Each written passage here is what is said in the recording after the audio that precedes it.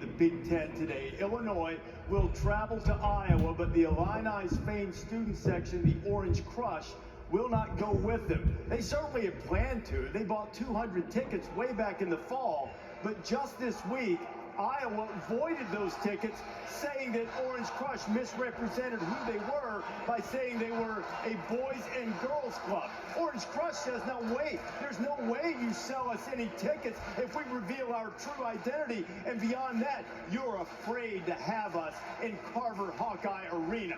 Still, Iowa refunded the money, donated the tickets to a Cedar Rapids Boys and Girls Club, and juiced up an old rivalry.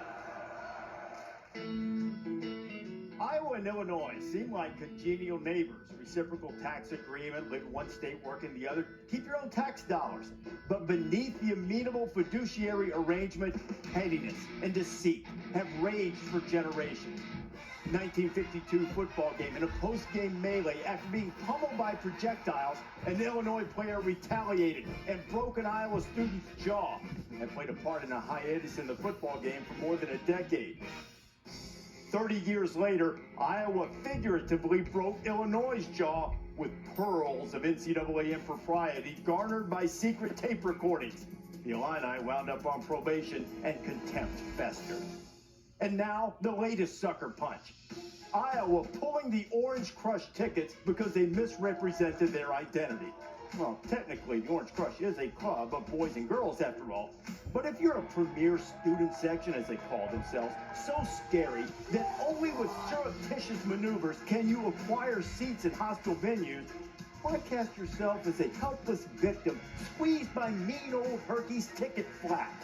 Look, the Orange Crush ran a well-conceived, beautifully executed backdoor play for the tickets. Iowa stepped in late, drew the charge, and got the call.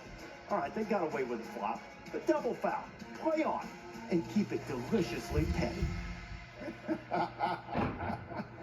See, it's not just Duke and Carolina here, so where do you stand on this whole ticket kerfuffle between Illinois and Iowa? I think the whole thing is awesome. I mean, I love what the Orange Crush does, going to a game and getting in however they get in. I mean, if Big Blue Nation did that, everybody'd be celebrating. It's the coolest thing. But I loved how Iowa sold them the tickets. Yeah. Thinking they were Boys and Girls Club, then later on they gave them to a Boys and Girls Club. Like, you sold them to the Boys and Girls Club. You know, people complain about it being discounted, but you buy a set of group tickets, the way I understand it, it's not like they went in and tried to get the discount. That's just what happens when you buy 200, right? Where do you stand here? Where do I stand? I'm trying to figure out Illinois, Iowa, but I'm still trying to figure out how all those North Carolina guys got up there.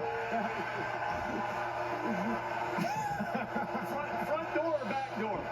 Front door or back door? I think it was a backdoor job, and I think that for some reason, I don't understand it.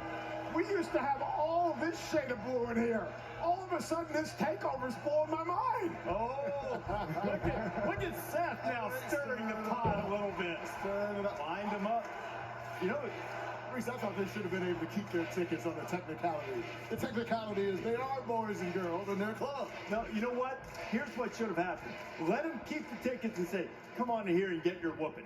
Come on in here. You want some of this in Carver Hawkeye? Come on in. We'll show you what it's like. I like it. Yeah.